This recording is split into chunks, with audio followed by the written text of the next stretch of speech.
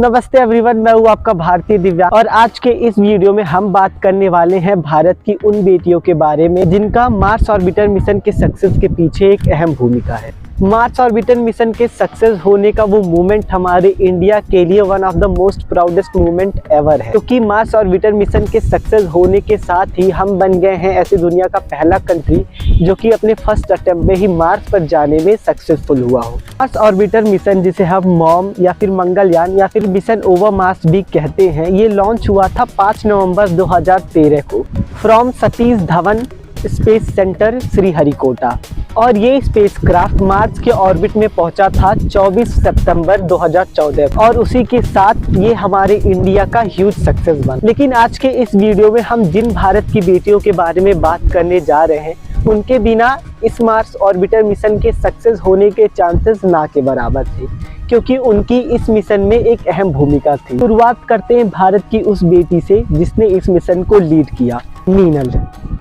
मीनल इस मिशन की project manager और 20 इंजीनियर एंड साइंटिस्ट के टीम में वो एक इकलौती औरत थी। इस पूरे मिशन के एग्जीक्यूशन की जो रिस्पॉन्सिबिलिटी है वो मीनल के हाथों में थी। प्रोजेक्ट के प्लानिंग से लेकर के फाइनल लॉन्च तक के एग्जीक्यूशन की पूरी रिस्पॉन्सिबिलिटी मीनल की थी और उन्होंने अपने इस रिस्पॉन्सिबिलिटी को बाकायदे निभाया ही।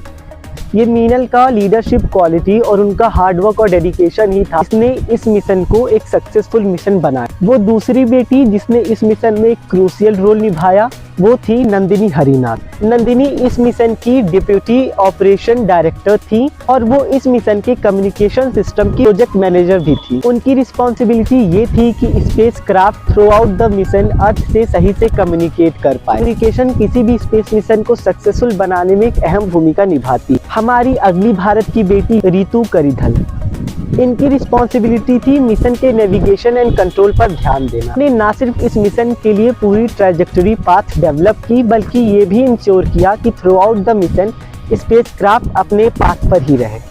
हमारी चौथी भारत की बेटी है सीता सोम सुंदरम।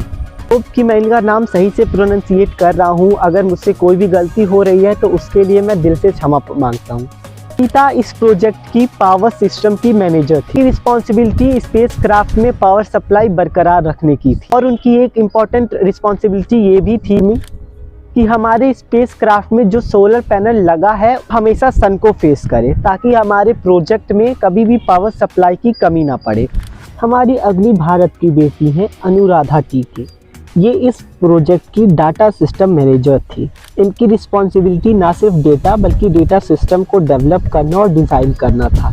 इसलिए क्रूशियल थी क्योंकि हमारा spacecraft through out the mission कई सारे डेटा को अर्थ पे भेज रहा था।